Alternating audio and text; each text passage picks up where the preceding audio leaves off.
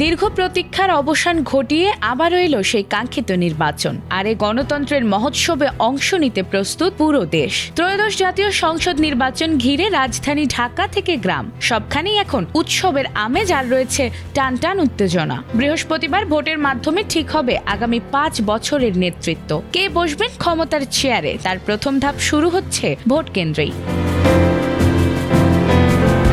বৃহস্পতিবার অনুষ্ঠিত হতে যাচ্ছে ত্রয়োদশ জাতীয় সংসদ নির্বাচন। আর এই নির্বাচনকে ঘিরে ভোটারদের জন্য রয়েছে নির্দিষ্ট কিছু বিধিনিষেধ। ভোটের দিন কেন্দ্রে কি করা যাবে এবং কোন কাজগুলো থেকে বিরত থাকতে হবে তা একটু জেনে নেওয়া যাক। নির্বাচন কমিশনের তথ্য অনুযায়ী এবারে ভোট দিতে পারবেন মোট 12,77,11,899 জন ভোটার। এর মধ্যে পুরুষ ভোটার রয়েছেন 6,48,25,154 জন, আর নারী ভোটার রয়েছেন 6,28,85,525 জন। এছাড়াও 1,220 জন রয়েছেন তৃতীয় লিঙ্গের ভোটার।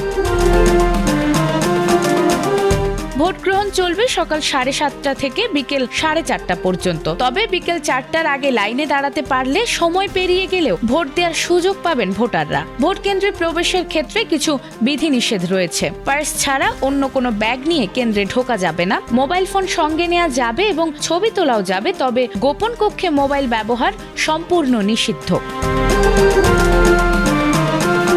যে কোনো শালীন পোশাক পরে ভোট দেয়া যাবে, তবে কেউ নেকাব পরে গেলে পরিচয় নিশ্চিতের জন্য পোলিং এজেন্টের অনুরোধে একবারের জন্য তা খুলতে হতে পারে। এছাড়াও কোনো ধরনের দাহ্য পদার্থ বা অস্ত্র নিয়ে কেন্দ্রে প্রবেশ কঠোরভাবে নিষিদ্ধ।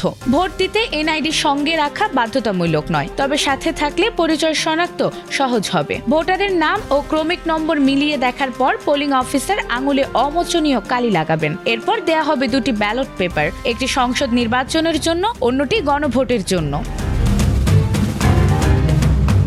ভোটারকে অবশ্যই ব্যালট পেপারের পেছনে অফিসিয়াল সিল ও প্রিজাইডিং অফিসারের স্বাক্ষর আছে কিনা তা যাচাই করে নিতে হবে। এরপর গোপন কক্ষে গিয়ে পছন্দের প্রার্থীর প্রতীকে স্পষ্টভাবে সিল দিতে হবে। গণভোটে হ্যাঁ বা না ভোট আলাদা ব্যালটে প্রদান করতে হবে। সিল দেওয়ার পর ব্যালট এমনভাবে ভাঁজ করতে হবে যাতে কালি অন্য প্রতীকে না লাগে। সাধারণত লম্বালম্বি ভাঁজ করাই নিরাপদ। সবশেষে ভাঁজ করা ব্যালট নির্ধারিত স্বচ্ছ ব্যালট বাক্সে ফেলে দ্রুত কেন্দ্র ত্যাগ করতে হবে। এভাবে করে একজন ভোটার নিজের ভোট প্রদান সম্পন্ন করবেন। সবশেষ গণতন্ত্রের এই মহাযজ্ঞে সচেতনতা, শৃঙ্খলা ও গোপনীয়তা রক্ষা করে ভোট প্রদানই একজন নাগরিকের সবচেয়ে বড় দায়িত্ব। নাজমুন নাহার জান্নাত, এটিএন বাংলা।